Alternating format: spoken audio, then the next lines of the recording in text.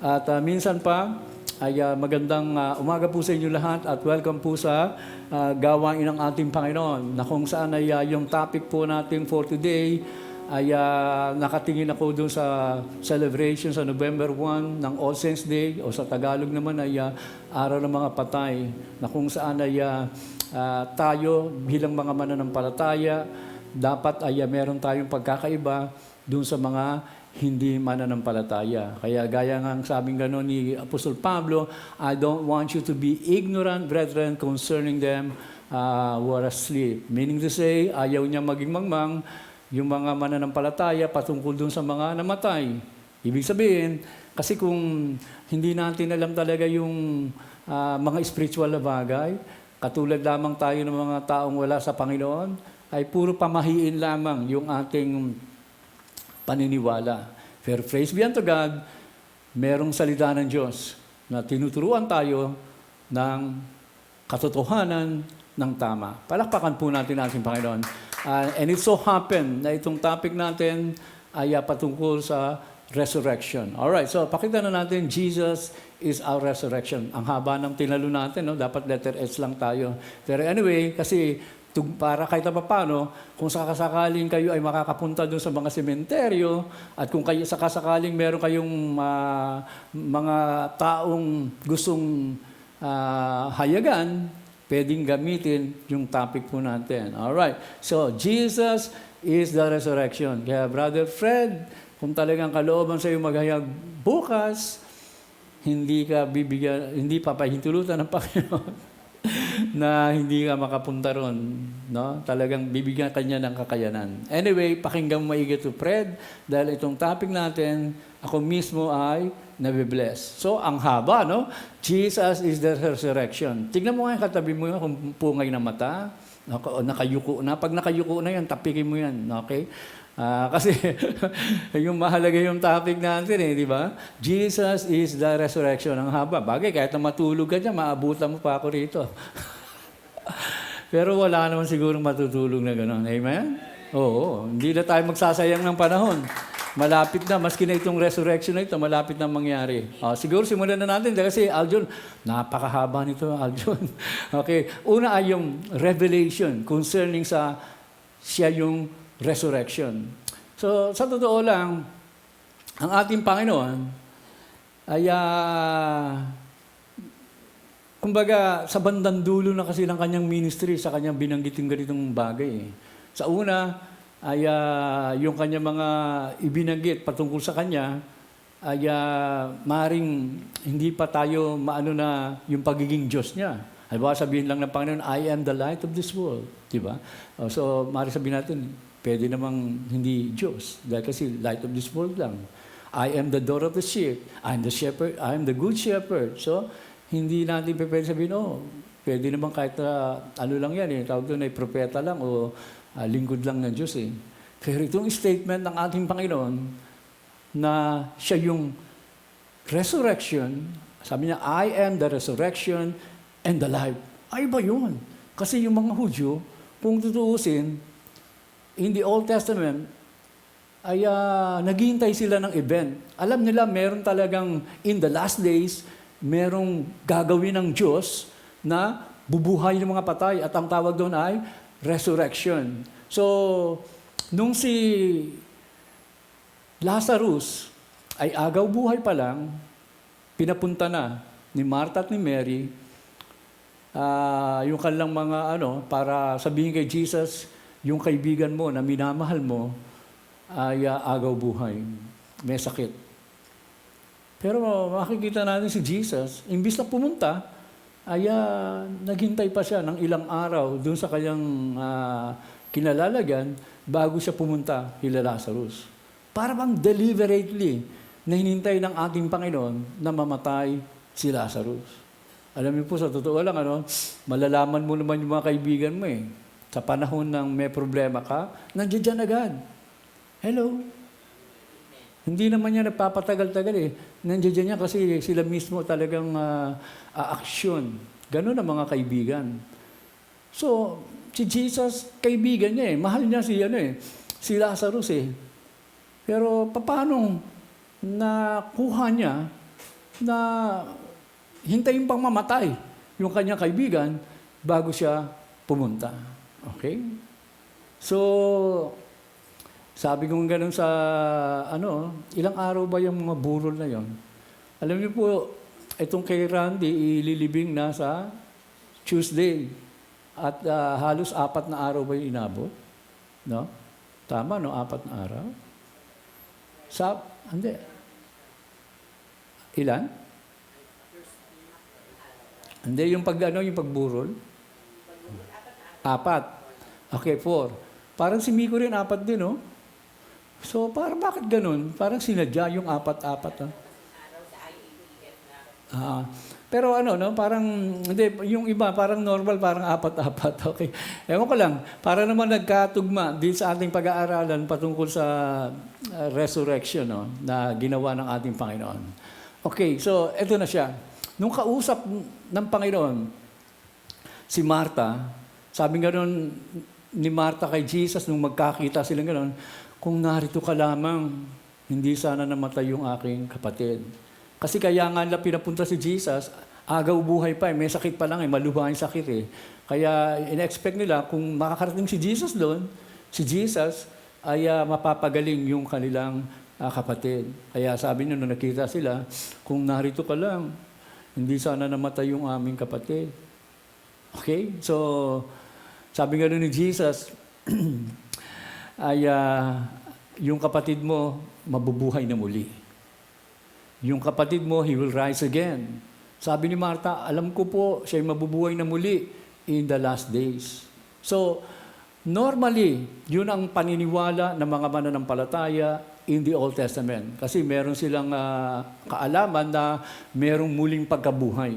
So, yun ang pagkakaiba ng mananampalataya sa hindi mananampalataya. Yung mga mananampalataya, meron silang pag-asa na kahit na sila mamatay, kahit na anong klaseng kamatayan, in the end, they will rise again. Kaya makikita natin, halimbawa katulad si Shadrach, Meshach, Abednego, susunugin sila, pero hindi sila natakot. Ang sabi nga nun sa aklat ng Hebrews, yung lahat daw ng mga mananampalataya during that time, sunugin man, pakain sa leon, o kung ano man gagawin sa kanila, hinarap nila yung kamatayan ng may katapangan, dahil kasi naniniwala sila na kahit na sila'y mamatay, sila'y muling mabubuhay. Palakpakan po natin ating Panginoon. Kaya dito, maano na natin yung mga mananampalataya bago pa dumating si Jesus. Meron silang pananampalataya concerning sa resurrection. Kaya ang sabi nga ni Martha kay Jesus, I know na ang aking kapatid mabubuhay in the resurrection, in the last days. Sabi niya gano'n. Pero pansinin natin na sabi ni Jesus, Jesus said unto her, I am the resurrection. Ibig sabihin, yung event, sabihin natin event, yung mangyayari pa in the near future or in the last days, ay si Jesus pala yung event.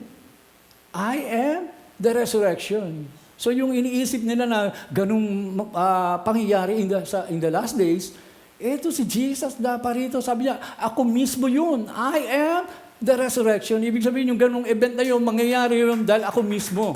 Ako na yung mismo yun. I am the resurrection. Kaya ngayon, dito makikita natin, talagang sinet up, sinadya ng Panginoon na yung si Lazarus 4 na araw ng patay bago siya pumaroon. Para talagang kitang-kita na yung tao nilibing na at binuhay pa. Kaya yung pangyayari doon kay Lazarus, actually, ni-resurrect siya ng ating Panginoon. Kasi nakalibing na siya . Kakaiba yung walang ganung pangyayari. Kaya, nung sabihin ng Panginoon, I am the resurrection, yung pagkabuhay kay Lazarus, ebidensya yon na talagang yung sinabi ng Panginoon, yung kanyang declaration, na siya yung resurrection, totoo yun. Kasi nabuhay si Lazarus. Yun ang ebidensya ng kanyang sinabi na siya yung resurrection. Kaya at this point, kung si Jesus ay tao lang, walang tao na siya mismo yung resurrection. Hello? And then aside from that, He is the life. Pero hindi muna tayo rito dahil kasi dito tayo after sa issue ng resurrection.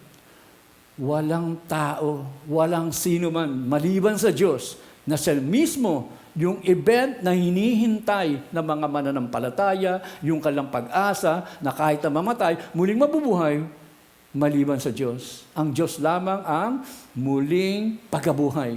Kaya ang sabi nga ng Panginoon, "He that believe in me, though he were dead, yet shall he live." Kaya yung si Randy, si Miko, bagamat sila'y namatay, sila'y muling mabubuhay. At ang bubuhay dito ay walang iba kung hindi si Jesus. Kasi siya yung resurrection. Alright? So, must with that. Let's move on. Dahil mahaba pa yan, Aljon.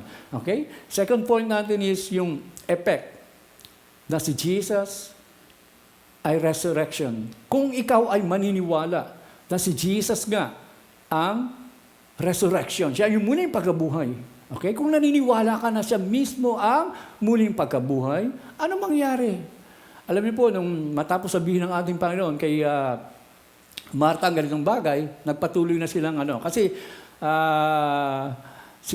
kumbaga, nagkasalubong lang sila eh. Nalaman ni Martha na dumarating si Jesus, kaya sinalubong ni Martha. So, pagkatapos ni-reveal ng Panginoon sa kanya na siya yung resurrection, nag-proceed na sila.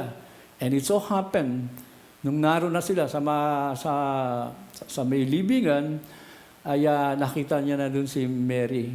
Si Mary mismo ay same dialogue kay Jesus.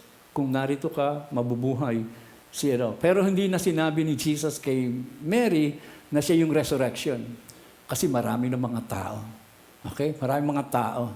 Unlike yung kay Martha, ay si Martha ang talagang recipient ng revelation that Jesus is the resurrection. Now, kung may mga kasama si Jesus, sila rin recipient din ito. Probably naroon siya. Katulad ng author na si John, narinig din nila yung sinabi ni Jesus, "I am the resurrection and the life." Naintindihan niyo po? Alright. So, nung pagpunta kay Martha, si Martha ay naiiyak na. No? Kaya ngayon, sa palagay nyo kaya, ano ang dating kay Jesus? Naiiyak si Martha. Si Mary pala. Si Mary ang umiiyak na ngayon. Pagkatapos yung mga taong naroon, kasi patayan, iyakan. Bagay, sa totoo lang, pagka mayroong taong umiiyak, mapapaiyak ka rin eh. Tama po ba? Kaya dito, makita natin si Jesus na iyak eh. Now, nasa atin na kung paano interpretin natin. Si Jesus ba, during that time, sa kanyang damdamin na nakita niya na matayan ito, ay naiyak siya dahil sa damdamin na parang simpatsya dun sa tao na namatayan. Kung doon natin kukunin yung analysis, more on sa human point of view, more on sa parang buhay nating mga tao na pagka nakakita ka ng umiiyak, mapapaiyak ka rin. Tama mo ba? Oo, sa palagay nyo, kung ako preacher na yung palaiyak, lahat kayo nag-iiyakan dyan habang naghahayag ako. Tama. Pero ako, dahil hindi umiiyak, after lang ako na i-present sa inyo ang Word of God, nasa inyo yun kung maniniwala.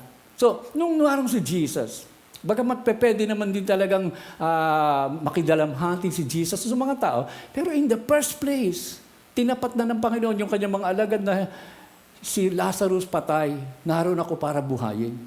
Okay?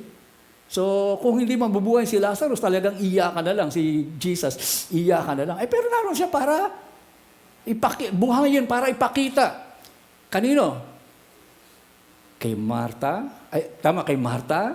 At sa kanya mga kasama, yung mga disciples, na siya yung resurrection. Bakit ginawa ni Jesus yung ganitong bagay? Bakit sa huling ministry niya, nilantad niya sa kanya mga alagad na siya yung resurrection? Para ma-strengthen yung kanilang mga pananampalataya. Kasi darating ang oras, si Jesus mapapako. Kaya ipinaalam niya na kaya niyang bumuhay sa mga patay. He is the resurrection. Naintindihan niyo po? Ini-strengthen niya na yung faith ng mga ito.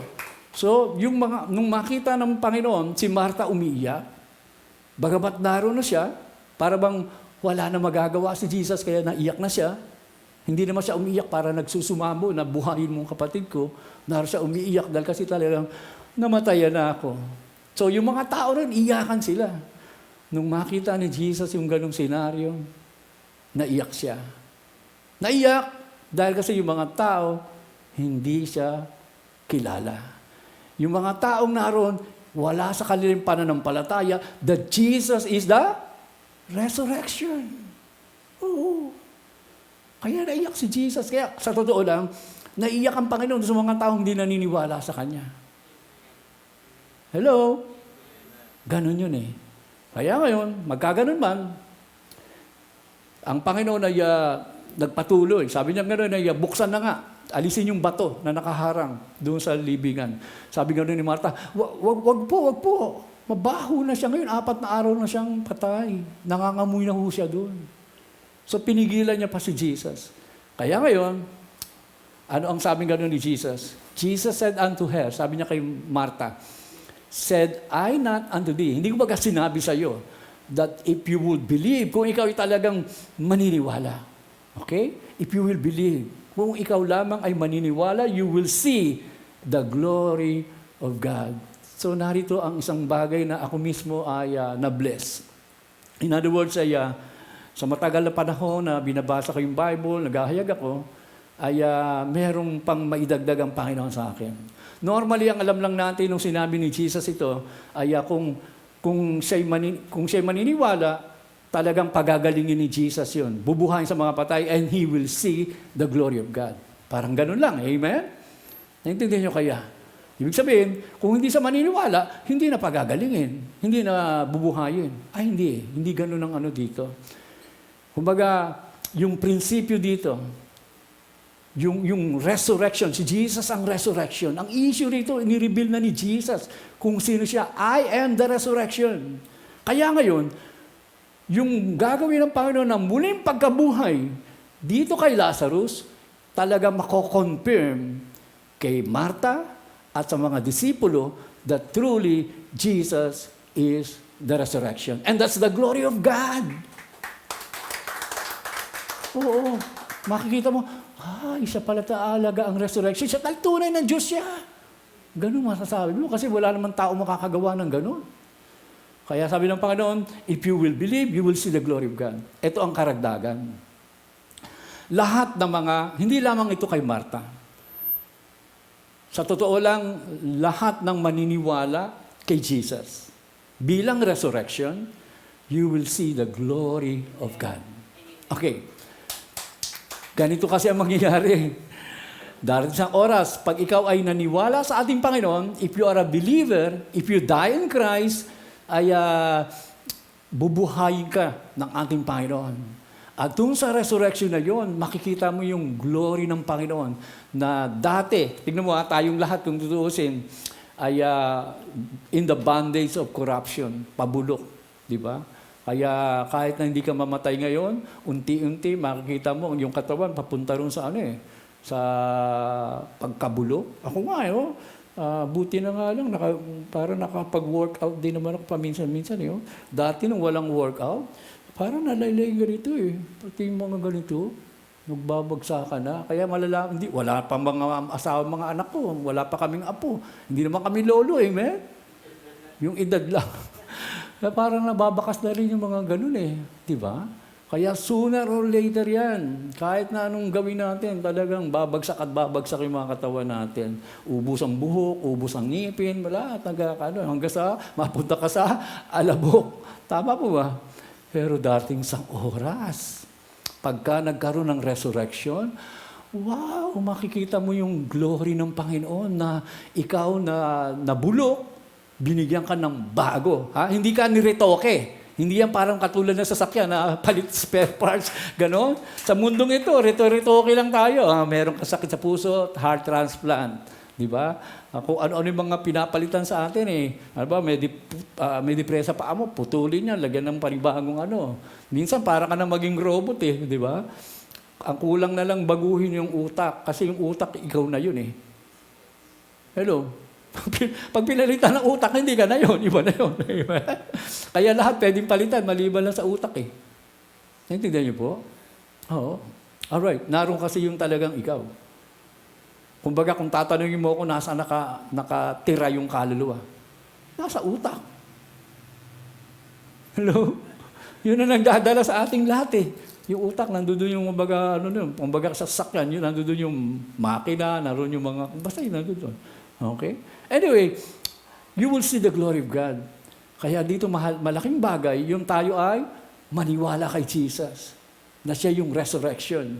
Kasi darating ang oras, bubuhayin ni Jesus yung lahat ng mga namatay sa Kanya. At tayo mismo, wow, mapupuri natin ang Panginoon. Ang ganda ko na. Ang gwapo ko na, gano'n. Naging yung katawan natin, naging katulad ng kay Jesus. Goodbye soap. Goodbye detergent. Goodbye toothpaste. Goodbye whitening. Goodbye alcohol. Goodbye everything. Amen. Oh, wala nang ganun. Wala na lahat.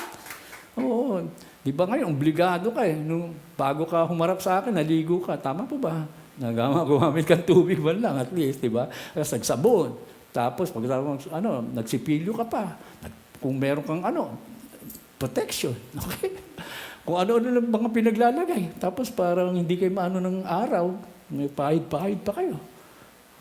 Maskado kaya nga tuwang-tuwa yung mga negosyante. Pero sa totoo lang, hindi naman din hanggang lang sila yung parang maintenance. Pero hindi rin nila ma-preserve yung beauty Tama? Yung binigay sa akin ni ay, wag na nga yun. Pagkausap ko na lang si RB. Ano ba? RB? RG, okay. Anyway, you will see the glory of God. Kaya alam niyo, sabi ko ng pinaka-happiest moment natin, yung resurrection. Paano yung mga buhay, Pastor? Okay, sama lang tayo ron. Okay, kasi magkakasabay yun. Mauna muna yung resurrection, pagkatapos sasama yung Maski naman tayo, pagka ni-rapture kang buhay, biglang papalitan ito Yung mga namatay, kasi yung kaluluwa lang nasa langit, wala pang katawan yun. Dinamitan lang muna. Okay? Pero pagka dumating resurrection, bibigyan na sila ng katawan. Tayo naman, yung rapture naman, babuhay ka, papalitan na yan. Rejected na yan Papalitan ng bago. Wala hong retoker yan. Bago talaga. Bagong-bago. And you will see the glory of God. Kaya pala ng Diyos yun. Oo. Kaya kung virus lang ang usapan, ay, naku, sisiw yan sa Panginoon. Baliwala yan. Virus na yan. Talagang inallowed lang ng Diyos yan para kahit paano makita ng mga tao na ang kamatayan madali. No? Ang kailangan mo si Jesus para hindi ka matakot sa kamatayan. Dahil kasi pag kay Jesus ka, kahit na mamatay ka, bubuhayin ka uli. Alright, let's move on. Kaya dito, tiyakin nyo kayo naniniwala sa ating Panginoon. Kasi yung mga naniniwala, they will see the glory of God. Kaya kung tutuusin, nung nabuhay itong si Lazarus, yung mga nakakita, yung mga spectator, some of them believe not. Yung iba, naniwala, yung iba hindi. Imagine nyo yun, Dapat sala, naniwala sila kay Jesus. Okay, bagay ganito ang pangyayari. Si Jesus, nung sabi niya, alisin yung bato. Tapos sabi gano'n ng Panginoon kay Martha, di ba sabi ko sa iyo, kailangan ka maniwala para makita mong glory of God. So sumang-ayon na si Martha. Tapos tinawag ni Jesus si Lazarus. Lazarus! Come forth! Pero mo, yung patay, sumunod sa utos ng Panginoon. Lumapit. Samantalang nakaano siya, yung nakabenda, nakalapit siya. Okay, paano nangyari yun? Talagang nakapunta siya doon. Okay, so hindi na natin i-detalye yung pangyayari. Bagkus sabing gano'n na pang-alisin yung mga nakabalot sa kanya. Kasi kahit na nakabalot siya, buhay na siya. Okay? Buhay na siya. Alright. So, nung nakitang-kita yan ng mga taong naroon, kaya lang may pagkakaiba, yung himala na nangyari sa dating kanino, sa mga alagad ni Jesus. Kay Martha, kumpirmado na, Jesus is the resurrection. Nakita niya na yung glory of God. Oo nga, itong si Jesus na kaibigan namin, hindi lang ito Messiah. Hindi lamang ito yung hinintay na Son of Man o Messiah nga. Ito ay Diyos, kung tutuusin. No? Nandun siya, resurrection. Pagkatapos, yung mga kasamahan ni Jesus, sila John, sila Peter, nakita rin nila yon. Lalong tumibay sa kala na tama yung kalang sinabi na, you are the Christ, the Son of the living God. Pero kay Martha, meron na. Bagay, narinig din nila pala yung I am the resurrection. Okay? So So yung yung nakikiramay, hindi naman nila alam yung salitang sinabi ni Jesus, I am the resurrection. Naintindihan niyo po? Nakita lang nila yung patay muling nabuhay. Now, pero bago yun, nag-pray si Jesus sa kanyang ama. Kaya lamang siya nag-pray, pwede naman niya sabihin, Lazarus, come forth. Wala nang prayer. Kaya ni Jesus yun. Kaya lang siya nag-pray kasi dahil may mga tao. Yung mga tao, kung tutuusin, ay hindi pa niya inire-reveal sa kanila kung sino talaga siya, na siya yung resurrection. Ang sa kanila pa lang, ang revelation pa lang, that Jesus ay talagang Messiah, sinugo ng Diyos. Kaya sabi niya gano'n sa panalangin sa kanyang ama, kaya ako nagpe-pray para lamang maniwala yung mga tao na isinugo mo ko. Hello? Kumbaga, sufisyente na doon sa mga tao na yung kapangyarihan ni Jesus, hindi galing kanino, sa mga demonyo, galing sa ama. Kaya nag-pray siya. Pero sa totoo lang, kayang idirekta ni Jesus kasi siya yung resurrection eh. Kaya nag-pray lang siya. Naintindihan niyo po? Okay. Kaya dahil doon, yung iba, many of the Jews which came to Mary and had seen the things which Jesus did, marami ang naniwala. Naniwala na no? Na si Jesus yung kanilang Messiah. Hindi yung Jesus is the resurrection. Hindi. Kundi yung Messiah. Naintindihan niyo? Alright. But some of them went their ways to the Pharisees. Yung iba, hindi naniwala kay Jesus bilang Messiah. Bagkus, nagpuntahan sa mga Pariseyo, sa mga kalaban ni Jesus and told them what things Jesus had done. Kaya sa ating kapanahunan, kung tutuusin, iisa ang Bible, kaya lang iba-iba yung paniniwala ng mga tao.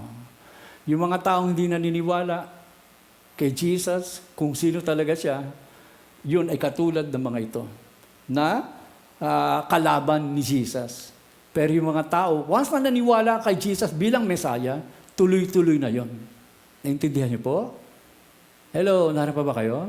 Kasi nagsisimula yun na tanggapin mo siya bilang tagapagligtas. Messiah is Savior. Savior. Kaya tayo sinasabi natin na kailangan tanggapin si Jesus bilang Panginoon at tagapagligtas. Yung tagapagligtas, yung Kristo Messiah yon. Okay? Siya pinadala para magligtas. Pero yung pagiging Panginoon, ibig sabihin, pag tinanggap mo siya bilang Panginoon, tinatanggap mo siya bilang Diyos. Hello? Kaya yung Panginoon, yun ang kanyang person. Yun ang kanyang person, yung Lord. Yung kanyang pagiging Savior, Messiah, yun ang kanyang gawa.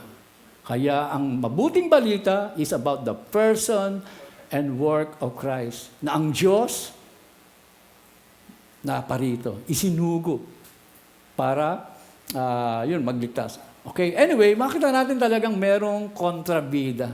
Ang titigas ng puso, nakita nilang yung patay na buhay. Parang nagbulag-bulagan sila. Biro po, alam nila nakalibing Tapos nakabalot pa. Tinanggal yung balot di ba? Pero imbis na sumang-ayo na sila, pinuntaan pala yung mga kakampi nila para ibalita. No? Siguro takot silang ganun. Itong inispiyahan natin para kalabanin, ganito ang kapangyarihan, kayang bumuhay sa patay. Kaya, pero wala silang pananampalataya. Let's move on.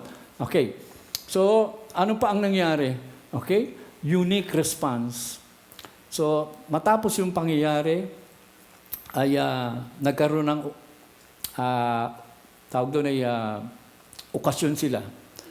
Merong kainan na kung saan ay si Lazarus naroon at kausap ni Jesus bilang magkaibigan. Si Marta, siguro pasasalamat din siya, di ba? Kaibigan niya, tinulungan siya Tama po ba? Sino sa inyo ang tinulungan ng inyong kaibigan? Ayan, nagpasalamat ba kayo? Oo, ako nga lang pag tinutulungan ng aking kapwa, sabi ko, thank you No. Kaya nga, minsan lalagay ko pa picture nila, thank you Kulang lalagay ko, thank you. Okay. Alright. So, dito makita natin, si Lazarus ay maligayang nakipag-fellowship kay Jesus. Si Marta, maligaya rin na nagsisilbi para sa kanilang mga kakainin. Okay? Meron ba sa ating kumikilos-kilos dyan na naghahanda ng pagkain natin? Okay? Wala. Very good naman. Walang Marta. Di ba? Oh. Muntik-muntik ka na. Pero bagay, nagamit siya kahapon, no? Kaya sabihin nun, tinanggap siya. Kasi nakarinig na siya doon sa isa. Okay, so balikan na natin sila Lazarus. Si Lazarus, nakipag-fellowship kay Jesus. Si Martha, naglingkod. So what's wrong? Di ba? Kung tutuusin, lingid sa inyo, ino-observe ko kayo kung paano kayo, tawag doon, naglilingkod pag makakasama tayo. Ang gusto niyo bang mangyari si Pastor lahat, pati yung kakainin natin, timpla ng kape, gusto niyo ganun ba yun? Di ba? Kaya dito makita ko kung talagang maligaya kayo sa kumikilos di ba? So, good yun. Si Martha, kumikilos. Hindi naman biro-biro yun Mas madali naman ata yung yung tawag doon, papetik-petik ka lang, di ba? Yung ikaw pinaglilingkuran, si Martha naglilingkod Pero ang mabigat, itong si ito na siya. Then Jesus, 6 days before the Passover, came to Bethany. So, bumalik uli si Jesus. Doon kila Lazarus. Okay. Let's move on. Then they made him a supper. Naghanda sila kasi bumalik si Jesus sa kanila. Okay? So, bumisita ang ating Panginoon sa kanila. Okay. And Martha served. Yun, makita natin, naglilingkod si Martha sa ating Panginoon. Kung anong pangailangan, siyempre, di ba? Pag-welcome, gano'n naman talaga, malalaman pag sambahay, yung talagang appreciated ka, hindi nila, talagang gagawa ng paraan yan para lamang yung ipakita na welcome ka. Pero yung wala lang, ko. Pero I doubt, mga Pilipino tayo, amen? Oo, nung araw, bagay, iba yung nung araw, iba ngayon. Nung araw, talagang gagawa ng paraan ng isang may bahay para lamang talagang ma-welcome yung mga tao. Alright, now going back here, si Martha naglingkod, but Lazarus was one of them. Ito na yung sinasabi ko at the table with him. So, ka-fellowship si Jesus. Okay mga ganyan. Pero makita natin, bagamat maganda yung gawa ni Martha na naglilingkod, ito naman nakipag-fellowship, si Mary, kinuha ang 1 pound of ointment of spikenard. So, hindi natin alam yan kung ano yung spikenard yan. Pero dahil ito ay nakalagay, very costly. Sobrang mahal. Tapos, ibinuhos lamang sa paa ni Jesus at pinunasan ng kanyang buhok. Okay? Tapos, nangamoy yung ointment. So, to cut it short na ganito, pag binasa na natin ito, ay maano natin na yung halaga nito, 1 araw, o 1 taon pala rather, 1 taon na sweldo ng tao. Yung kanyang ibinuhos kay Jesus. So, sabihin natin magkano ang sweldo ngayon? 500 a day o 1,000? 500? 1,000. Uy, 2,000 pala kay Mary Vic. Okay, huwag naman din naman. Okay, baka hanapan ng nanay, okay? Si Aljon, man. Huwag sabi nga, confidential daw yun. Okay. Assuming na lang natin na 1,000. Ha? Ang barat lang aking. Sige. Para lang mabilis tayo mag-compute sana, 1,000 na lang ilagay. Okay, di bali, 500. No? 500, 300 times 365. Yun ang kasi sabi ko si Mama, ang hirap na nun Kung 1,000, 365,000. Ganun ba yun? Pag 1,000, 365,000. Kaya kung 500 lang, ay 100. Oo na nga. Basta ang laki, di ba? Oo.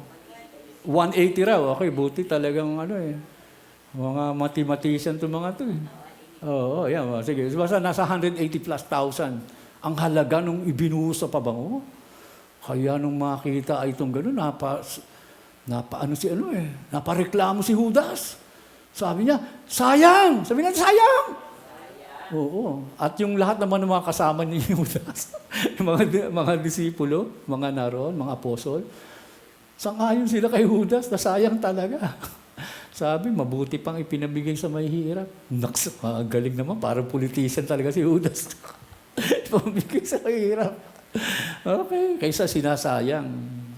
Okay, bakit naman si Jesus, hindi niya, tawag doon ay sinaway Bagkus ay pag binasa natin yung kwento, ay para bang pinagmalaki pa, pinuri na tama yung ginawa ni Martha.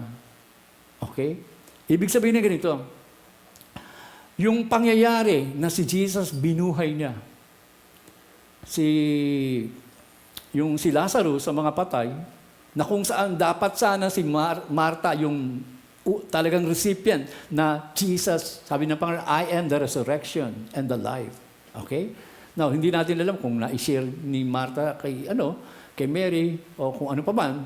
Pero one thing is sure, no? Kasi dati namang nakikinig si Mary sa pagtuturo ni Jesus. Kaya ngayon, yung lahat ng tinuturo ni Jesus, kumpirmado na sa kanya na talagang mangyayari at totoo. Kaya ngayon, binuhusan niya si Jesus ng ganitong bagay in preparation sa kamatayan. Ibig sabihin, this time, naniniwala siya kay Jesus na talagang mamamatay si Jesus. Pero hindi lang yun ang kanyang paniniwala. I do believe, naniniwala siya, si Jesus ay mamamatay at muling mabubuhay. Kaya, iba yung dating kay Mary nung pangyayari. Okay? Yung resurrection ng kanyang kapatid, lalo lamang tumiba yung kanyang pananampalataya sa lahat ng sinabi ni Jesus na amen and amen yan. Natalo niya nga ang lahat kung tutuusin. Sa ganung pangyayari. At ang outward evidence, hindi siya nanghihinayang sa bagay na kanyang binigay. Kaya dito, sa ating gawain, kung kayo ay hindi nanghihinayang sa inyong ginagawa sa ating Panginoon, ibig sabihin katulad kayo nito. No. Pero kung ikaw yung tagasabi, wag.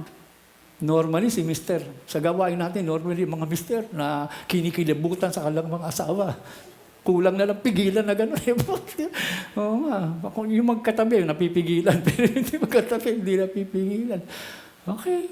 Kaya naman minsan sila misis pa-underground na yung hindi ayagang binubuhos, no? Pero pagka direktang makikita ng publiko yung gagawin mo, na parang sila manghihinayang eh. Pero sa totoo lang, bida ka sa Panginoon. Yan. Okay. Siguro masabi ko na, basahin nyo na lang yung mga kwento kasi hindi natin pwedeng isa-isahin lahat yan eh. Okay? So, let's move on. Okay? Ano pa? Response of the Jews. Ito naman yung mga Hudyo. Ano ang kanilang response? Okay? So, ganito ang nangyari. Hindi napigilan na sabihin yung pangyayari. Yung mga nakasaksi, sinabi nila, yung Jesus na yan, na propeta ng Nazareth, nakabuhay ng mga patay. Kaya alam niyo po, nung sila nagpuntahan doon sa Jerusalem, ang dami nila, di ba, na nagpupuri. Kaya naman ganun ang dating sa kanila ng kanilang mga pagpupuri, Hosanna to the Son of David, blessed is he who comes in the name of the Lord. Kasi nga marami mga nag-testimony na nasaksihan nila.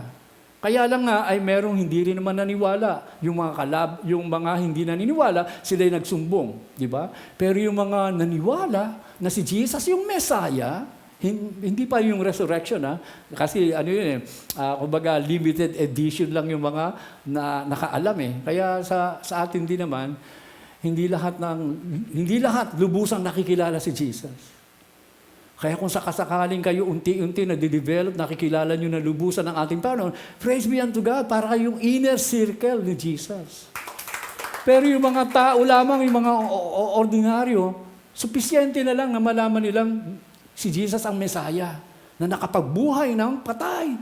Kaya yun ang kanilang binalita sa mga tao. At yung mga tao, yung mga Hudyo, much of the people of the Jews, therefore knew that He was there. Nung malaman lang naroon si Jesus, puntahan din sila. And they came not for Jesus' sake only. Hindi lang naman sila naroon para tignan yung si Jesus na kanilang Messiah, but that they may see Lazarus also. Bagay, gano'n naman talaga eh. To see is to believe. Kasi kung si Lazarus hindi nila makita, parang hindi ata totoo yung testimony. Amen? Kaya sa totoo lang, nakita nila si Lazarus. Okay? Whom He had raised from the dead. Anyway, okay na rin yan. Kaysa naman totally, yung iba nakita na, kaaway pa rin. Tama po ba? At least ito, to see is to believe man sila, pero still, they believe. Palakpakan natin ang ating Panginoon. So, merong ebidensya na si Jesus ang resurrection and the life, dahil sa si Lazarus ay binuhay. Now, gusto kong makita niyo yung ganito. Ang ating Panginoon, God is the God of order. Makita natin si Jesus, bago i-present niya ang kanyang sarili bilang King of the Jew, yung tinatawag na Palm Sunday, binuhay niya muna si Lazarus sa mga patay. Ibig sabihin, merong resurrection. Sabi na yung resurrection. Merong resurrection. So sa totoo lang, si Jesus muling babalik di sa mundong ito. Bago siya bumalik, magkakaroon din uli ng resurrection. Bukod dun sa resurrection natin, sa church age, kukunin tayo ng ating Panginoon, pero yung kanyang second coming, bago siya bumaba, merong resurrection eh. Meron uling resurrection. Kaya ang daming kasama ni Jesus na babalik. Kaya makita natin yung kaayusan ng ating Panginoon bago siya gagawin ng isang bagay, bago niya i-present ang kanyang sarili na King of the Jew, meron munang resurrection. Na yung resurrection, ebidensya talaga na yung kalang hari ay ang kalang Panginoon. Hello? Yung Diyos din mismo ang maghahari. Oo, may mga ebidensya, may mga resurrection. Kaya galing sa langit, nagpapalaspas na sila. Kaya lang makalangit na palaspas. Kaya ma-imagine mo, bababang gano'n, na gano'n ang senaryo, pero hindi na yung makalupang palaspas, makalangit ng gano'n, mag-glorify. Iba na. Okay. Sa ganyang pangyayari, yung mga mananampalatayang narito sa lupa, lalo lamang silang hold on sa kanilang faith. Amen? Kasi sa totoo lang, hindi naman agad diretsong bababa. Madilim ang panahon. Matagal ang walang araw, wala lahat liwanag. Kasi nawala lahat yung mga nasa kalangitan eh. Kaya total darkness. So gagamitin na ng mga tao yung kanilang langis para magkaroon ng generator, mga ganyan mga ilaw. Pero wala na yung araw, wala yung buwan, walang bituin. Madilim ang senaryo. Kaya puro artificial ang liwanag na gamit ng tao, biglang magliliwanag sa kalangitan. Pag nagliwanag, hindi naman bababa agad. Nandoon makikita yung ganong senaryo. Kaya ma-imagine mo kung ikaw yung mananampalataya di sa lupa. Makikita mo yung ganon. Hello? Oo. Kaya, ganun eh. Alright, anyway, but the chief priests consulted that they might put Lazarus. So yung ebidensya gusto nilang mawala. Okay? Because that by reason of him, many of the Jews went away and believed on Jesus. Kaya dito, bukod sa response ng mga nagkaroon ng revival. Pakita nga natin yun, yung outline natin. Okay? Marami ang mga naniwala at ayan, ito, response of Jews, okay na to. Yung pangalawa natin, magpasa pala ito, revival. Ito, seen by Christ's enemies. Okay? So, kung tutuusin, yung mga kalaban niya, nakita nila, madami nang naniniwala kay Jesus dahil kasi doon sa himala kay Lazarus. Pakita natin. The people therefore that was with him when he called Lazarus out of his graves and raised him from the dead, bear record. Sila mismo ang nagte-testimony, yung mga nakasaksi sa ganung himala. For this cause, the people also met him, for that they heard that he had done these miracles. Okay? The Pharisees therefore said among themselves, perceive how you prevail. Nakita niyo ba, hindi tayo talaga nagtatagumpay. Behold, the world is gone after him. Ibig sabihin, merong revival na nangyayari. Dahil doon sa ginawa ni Jesus, na pagbuhay kay Lazarus, yung resurrection na yon, kung tutuusin, nagkaroon ng revival. Marami ang naniwala. Kaya yung kalaban niya, imbis na sumurrender, talagang Alright, anyway, let's move on. At least alam na natin merong revival. No? Nakita na kanya mga kaaway. Effect, initial effect. Okay? So, sabi nga noon ay merong lumapit kay Jesus. Sabi nga noon ng mga Greeks ay, Sir, we will see Jesus. So, para maunawaan nyo ng lubusan ay ganito. Sa Israel o dun sa Jerusalem, bagamat una, yung mga Hudyo lamang talaga ang recipient ng ebanghelyo, At doon sa templo, kung tutuusin, dapat mga Hudyo lang sila, no? Pero mapapansin natin, meron na rin nahalo na mga ibang lahi. Katulad dito, mga Greeks. Pakita natin. And there were certain Greeks among them that came up to worship at the feast. Ibig sabihin, yung mga Jewish convert ang tawag doon. Yung mga taong naniwala sa mga Hudyo, sila yung Jewish convert. At sila rin mismo pumupunta na rin doon sa Jerusalem Temple. At nung naroon na sila, nabalitaan din nila eh. Narinig din nila yung balita na si Jesus ay Messiah na nagbuhay sa patay. Naintindihan nyo? Kaya ngayon, interesado na sila. The same came therefore to Philip. So, hindi sila direkta nakalapit kay Jesus. Si Philip ang nilapitan. Ang sabi nga nun, saying, Sir, we will see Jesus. Sabi nga nun kay Philip, Ginoo, gusto naming makita si Jesus. Ibig sabihin, gusto nilang makita, makausap, makonfirm kung talagang siya yung Messiah nila.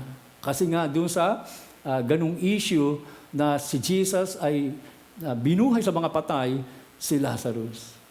Kaya nung marinig ng Panginoon yung ganitong bagay, anong nangyari? Meron pa tayong mga puntos? Okay? So, ano nangyari? Okay? Yan. Sabi nga ni Jesus, nung marinig niya yon, maliban na ang binhi ay mamatay, maitanim sa lupa, hindi ito tutubot, hindi magbubunga. Ibig sabihin ng Panginoon, hindi man direktang hinarap ng Panginoon, yung mga gusto siyang makausap, pero nakikita na ni Jesus, bagamat siya ni-reject ng mga Hudyo, yung mga Gentiles, darating sa kanila ang Ebanghelyo. Sila yung maniniwala kay Jesus, that Jesus is truly the resurrection and the life. Kaya nga, ilagay natin ito sa atin. Ano? Sa ating kapanahunan, nung kinuha ng Panginoon si Miko, isang bagay ang nagbigay ng comfort sa aking asawa. Yung sinabi ni Jesus, except. Ay, may makikita ba yun? Ito. Ito, pala siya. Verily, verily, I say unto you, except a corn of wheat fall into the ground and die, it abide alone. But if it die, it bring forth much fruit. So, halintulad ng ating Panginoon, ang kanyang sarili, sa isang buto na maliban na ito'y maitanim sa lupa, hindi ito tutubo at magbubunga.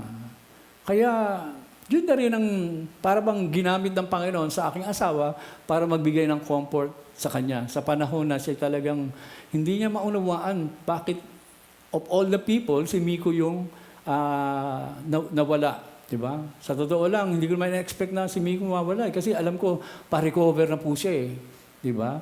Na kung saan ay ina-anticipate ko na darating sa oras, magdadrive uli siya ng kanyang sasakyan. At minsan nga, nag-drive na rin nga siya eh. Pero, at saka yun na nga, yung bisperas ng kanyang pagkuha ng Panginoon sa kanya, kakanta na kami ng happy birthday. Sabi ko, bukas na lang kaya. Okay? Kaya kung aanuin ko yung sarili ko, magigilty pa ako na sana, nagkantahan na kami ron. At kung tutuusin, kung alam lang namin kukunin hindi na kami natulog. Iyakan na siguro kami ng iyakan during that time. Bisperas pa lang. Okay? So, gusto ko malaman nyo, ang buhay natin, nasa kamay ng Diyos. Gustuin man natin manatili pa di sa mundong ito, pag ayaw na ng Diyos, talagang kukunin na tayo. Kaya, Rachel, at sa lahat ng mga nagmamahal kay Randy, ay katulad ng istorya lang yan kay Miko. Kailangan siyang mamatay para magbunga. Pastor, paano magbubunga? Okay, kay Miko, sa kanyang kamatayan, ano nangyari? Lahat ng kanyang kakilala, nahayagan sa pamagitan ng kanyang kamatayan. Kung naunang namatay, yung kanyang mga kakilala, bago siya namatay, hindi sila nahayagan. At least si Miko kasi talagang nakakilala sa ating Panginoon. Hello? Pinanonood ko yung mga dating pag-MC niya, ay na-assured ako na talagang siya ay nakakilala sa ating Panginoon at naglilingkod sa ating Panginoon. Kung meron man siya mga negative, lahat naman tayo may negative. Na kung saan struggle in life. Kaya doon sa mga iba sa inyo, kung meron man kayong struggle sa buhay na para bang hindi kayo maging perfect, nasa Diyos lang ang perfection. Okay? Darating isang oras, maaaring ang pag-perfect sa inyo pa kayo, kunin ka na niya. Amen? Dahil hindi mo kaya, doon ka na dadalhin. Amen? Pero one thing is sure, all glory belongs to God. Ganun yun eh. Kaya, sige, tuloy mo yung palakpak mo, Joshua. Huwag mong tipirin yan. Okay? Alright, so, kaya kay Randy, kaya siya ang una, kasi ang gusto natin, himala eh. Himala para maibanghelyohan yung mga kamag-anak niya, lalo na doon sa Cavite. Pero hindi ginrant ng Panginoon yung ganung paraan eh. Bagkus ginamit niya pa yung kamatayan. At salamat naman, yung mga kanyang kamag-anak ay naging seryoso naman silang makinig at umayon sa mensahe, maging sa panawagang tanggapin si Jesus. Kaya kung nakakapanood kayo ngayon dyan, magpatuloy lamang po kayo sa ating Panginoon dahil kasi muling babalik si Jesus. Palakpakan po natin ang Panginoon. Alright, so let's move on. Okay? So, ano pa ang natitira? Yung kanyang kamatayan, kung tutuusin, ano ba to? Christ's death, Son of Man shall be glorified. Kasi ganito yan eh. Sa totoo lang, yung kamatayan ni Jesus, ay ang glorification doon, yung pagmamahal ng Panginoon sa atin. Pero kung si Jesus ay namatay at hindi muling nabuhay, anong saysay? Okay? Maaaring masabi lang natin ay dakilang propeta. Sukdula na inihandog niyang kanyang buhay para sa kaligtasan ng mga tao. Pero si Jesus ay hindi katulad ng tao, mga bayani lang. Si Jesus ay Diyos na nagkatawang tao, na kung saan ay inihandog niya ang kanyang buhay, binigay niya ang kanyang buhay, pero siya rin ang nagbalik ng kanyang buhay. Kaya yung kanyang kamatayan, hindi rin nagwawakas, kundi muling nabuhay. Ang glorification ay lalong-lalo na nung siya'y nabuhay, na talagang lalo lamang na-confirm, yun na yung kanyang sinabi, that He is the resurrection. Totoo yun. Hindi siya nagsisinungaling. Totoong si Jesus is the resurrection and the life. Alright, so sa pagwawakas is this. Now, this is your choice. Tanungin ko kayo, no? Kayo ba ay dumating na sa inyong punto na mag-decide? Tanungin ko kayo, gusto niyo na ba ang inyong buhay? Okay? Kayo na nagtatrabaho, ang sarap. Pastor, parang hindi kami nagtatrabaho. Pahiga-higa lang kami habang nasa screen. Minsan, habang nagtatrabaho, ganyan, meron isang screen pa na naglalaro. Ganyan, di ba? Oo, okay. Kaya kung marami kayong ganyan, marami kayong magagawang gano'n. Pastor, okay na ako dito. Ang sarap ng buhay ko. Hindi na ako kailangan gumising ng si Micah ang masabi, Pastor, sabi ni Micah, ako hindi gano'n. Okay? Yung mga online lang yan, makaring masabi nyo, enjoy nyo yung online. Bagay, yung mga kabataan, lukong-luko sa ML, Hindi ko alam yung ML na yun eh. Basta, alam niyo po, intindihin nyo ito maigi, Sa lahat, hindi lang mga kabataan, maski na kayong may mga edad. Kasi pagka may edad ng tao, minsan, Fred, life begins at 40 raw sa lalaki. Ikaw, more than 40 ka na. Kaya ang tagal mo na nag-enjoy ng buhay. Kaya, pero sabi nga lang dito, he that love his life. Ang sino mang nagmamahal sa kanyang buhay. So, ang bawat sa atin, appreciated natin ang buhay natin. Sa totoo lang ako, minahal ko na lang yung mga pinagagawa ko para hindi ko maramdaman yung hirap. At hindi ako katulad na mangyari sa iba na merong regret, sour grape, sama ng loob, hindi napapansin nila yung aking mga gawa, ganyan-ganyan. Diba? Hello. Bagkus ay nakita ko na salamat Diyos, merong kabilang buhay na magwawakas din itong lahat ng mga pagpapagal. Oo, sa totoo lang, ang daming trabaho. Kaya yung tawag work from home, Micah, mas simple lang ang trabaho sa labas. Kaysa sa work from home. Kaya, ang sino man daw nagmamahal sa kanyang buhay, baka iba sa inyo talagang enjoy nyo na kasi willing-willing na kayo sa Facebook, ka YouTube, ka chess mo, di ba? Iba naman, chessmiss. Pero, Anong sabi? He that love his life shall lose it. Pag minahal mo raw ang iyong buhay, mawawala. And he that hate his life in this world, so may issue ng sa mundo, shall keep it unto life eternal. Ibig sabihin, huwag nating mahalin yung buhay natin ngayon. Kahit na anong achievement nagawa mo, narating na position in life, maging presidente ka man, mapasiyo man ang lahat ng bagay sa mundong ito, huwag mong mahalin yan. Love not the world, neither the things of this world. Lahat yan mawawala. Ang dapat mong mahalin ang Panginoon. Kaya mamili ka. Gusto mo ba ang buhay nakasama ang sanlibutan o ang buhay nakasama ang Panginoon? Pag pinili mo ang buhay ng sanlibutan, ikaw ang mawawalan ng buhay. Pero yung pipiliin ng ating Panginoon, magkakaroon ng buhay na walang hanggan. Bakit? Kasi si Jesus ang resurrection and life. Sa pagwawakas is this. Sa pagwawakas, huwag nyo nang hanapin pa yung let us. Nabawasan na nga ng ION. Diba? Ito na lang. I am the resurrection and the life. He who believes in me, though he may die, he shall live. All right?